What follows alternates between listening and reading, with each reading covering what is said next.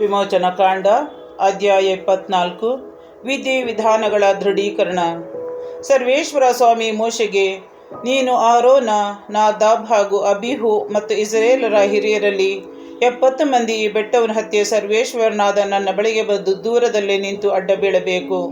ಮೋಶೆ ಒಬ್ಬನೇ ಹೊರತು ಅವನ ಜೊತೆಯವರಲ್ಲಿ ಯಾರೂ ನನ್ನ ಸಮೀಪಕ್ಕೆ ಬರಬಾರದು. ಮಿಕ್ಕ ಜನರು ಬೆಟ್ಟವನ್ನು ಹತ್ತಲೇಬಾರದು ಎಂದು ಹೇಳಿದರು. ಮೋಶೆ ಜನರ ಬಳಿಗೆ ಬಂದು ಸರ್ವೇಶ್ವರನ ಎಲ್ಲ ಆಜ್ಞೆಗಳನ್ನು ವಿಧಿವಿಧಾನಗಳನ್ನು ವಿವರಿಸಿದನು. ಜನರೆಲ್ಲರೂ ಸರ್ವೇಶ್ವರ ಸ್ವಾಮಿಯ ಆಜ್ಞೆಗಳನ್ನೆಲ್ಲ ಅನುಸರಿಸಿ ನಡೆಯುತ್ತೇವೆ ಎಂದು ಒಕ್ಕೊರಲಿನಿಂದ ಉತ್ತರ ಕೊಟ್ಟರು. ಮೋಶೆ ಸರ್ವೇಶ್ವರನ ಆಜ್ಞೆಗಳನ್ನೆಲ್ಲ ಬರೆದಿಟ್ಟನು. ಬೆಳಿಗ್ಗೆ ಎದ್ದು ಆ ಬೆಟ್ಟದಡಿಯಲ್ಲಿ ಒಂದು ಬಲಿಪೀಠವನ್ನು ಕಟ್ಟಿಸಿದನು. ಇಸ್ರಾಯೇಲರ 12 ಕುಲಗಳಿಗೆ 12 ಕಲ್ಲಿನ ಕಂಬಗಳನ್ನು ಸ್ಥಾಪನೆ ಮಾಡಿಸಿದನು. ಇಸ್ರಾಯೇಲರ ಯೌವನಸ್ಥರು ಸರ್ವೇಶ್ವರ ಸ್ವಾಮಿಗೆ ದಹನ ಬಲಿಗಳನ್ನು ಅರ್ಪಿಸುವಂತೆಯೂ ಸಮಾಧಾನದ ಬಲಿಗಾಗಿ ಹೋರಿಗಳನ್ನು ಅರ್ಪಿಸುವಂತೆಯೂ ಅಪ್ಪಣೆ ಕೊಟ್ಟನು. ಆ ಬಲಿ ಪಶುಗಳ ರಕ್ತದಲ್ಲಿ ಅರ್ಧವನ್ನು ತೆಗೆದು ಬಟ್ಟಲುಗಳಲ್ಲಿ ತುಂಬಿದನು. ಮಿಕ್ಕ ಅರ್ಧವನ್ನು ಬಲಿಪೀಠದ ಮೇಲೆ ಪ್ರೋಕ್ಷಿಸಿದನು. ತರುವಾಯ ನಿಬಂಧನ ಗ್ರಂಥವನ್ನು ತೆಗೆದುಕೊಂಡು ಜನರಿಗೆ ಕೇಳಿಸುವಂತೆ ಓದಿದನು. ಅವರು ಅದನ್ನು ಕೇಳಿದ ಮೇಲೆ ಸರ್ವೇಶ್ವರ ಸ್ವಾಮಿಯ ಆಜ್ಞೆಗಳನ್ನೆಲ್ಲ ಅನುಸರಿಸುತ್ತೇವೆ, ಅವುಗಳಿಗೆ ವಿಧೇಯರಾಗಿರುತ್ತೇವೆ ಎಂದರು.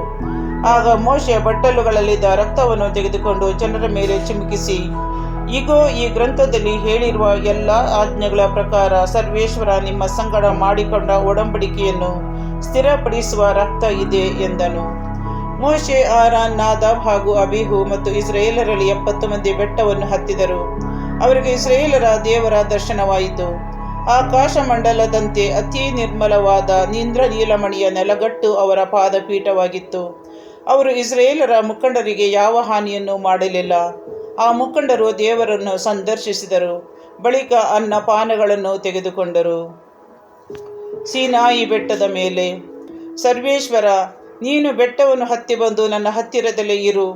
ಆ ಧರ್ಮಶಾಸ್ತ್ರವನ್ನು ಹಾಗೂ ಆಜ್ಞೆಗಳನ್ನು ನೀನು ಜನರಿಗೆ ಬೋಧಿಸುವಂತೆ ಅವುಗಳನ್ನು ಬರೆದಿರುವ ಶಿಲಾಶಾಸನಗಳನ್ನು ನಾನು ನಿನಗೆ ಕೊಡುತ್ತೇನೆ ಎಂದು ಮೋಶೆಗೆ ಹೇಳಿದರು. ಮೋಶೆ ತನ್ನ ಶಿಷ್ಯನಾದ ಯೆಹೋಶುವನ ಸಮೇತ ಎದ್ದು ದೇವರ ಬೆಟ್ಟದ ಮೇಲಕ್ಕೆ ಹೋದನು. ಇದಕ್ಕೆ ಮೊದಲು ಅವನು ಹಿರಿಯರಿಗೆ, ನಾನು ತಿರುಗಿ ನಿಮ್ಮ ಬಳಿಗೆ ಬರುವ ತನಕ ನೀವು ಇಲ್ಲೇ ಕಾದುಕೊಂಡಿರಿ. ಆರೋನನು ಹಾಗೂ ಹೂರನು ನಿಮ್ಮ ಬಳಿಯಲ್ಲಿ ಇರುವರು. ಇತ್ಯರ್ಥವಾಗಬೇಕಾದ ವಿಷಯವೇನಾದರೂ ಇದ್ದರೆ ಅವರ ಬಳಿಗೆ ಹೋಗಿ ಎಂದು ಹೇಳಿದನು. ಬಳಿಕ ಮೋಶೆ ಬೆಟ್ಟವನ್ನು ಹತ್ತಿದನು. ಮೇಘವೊಂದು ಅವರನ್ನು ಮುಚ್ಚಿಕೊಂಡಿತು.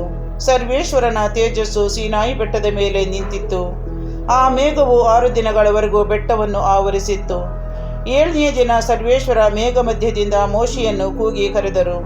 ಸರ್ವೇಶ್ವರನ ತೇಜಸ್ಸು ಬೆಟ್ಟದ ಶಿಖರದ ಮೇಲೆ ಪ್ರಜ್ವಲಿಸುವ ಬೆಂಕಿಯೋಪಾದಿಯಲ್ಲಿ ಇಸ್ರಾಯೇಲರಿಗೆ ಕಾಣಿಸಿತು. ಮೋಶೆ ಆ ಮೇಘದೊಳಗೆ ಪ್ರವೇಶಿಸಿ ಬೆಟ್ಟವನ್ನೇರಿದನು. ಅವನು ಆ ಬೆಟ್ಟದಲ್ಲಿ 40 ದಿವಸ ಹಗಲಿರುಳು ತಂಗಿದ್ದನು.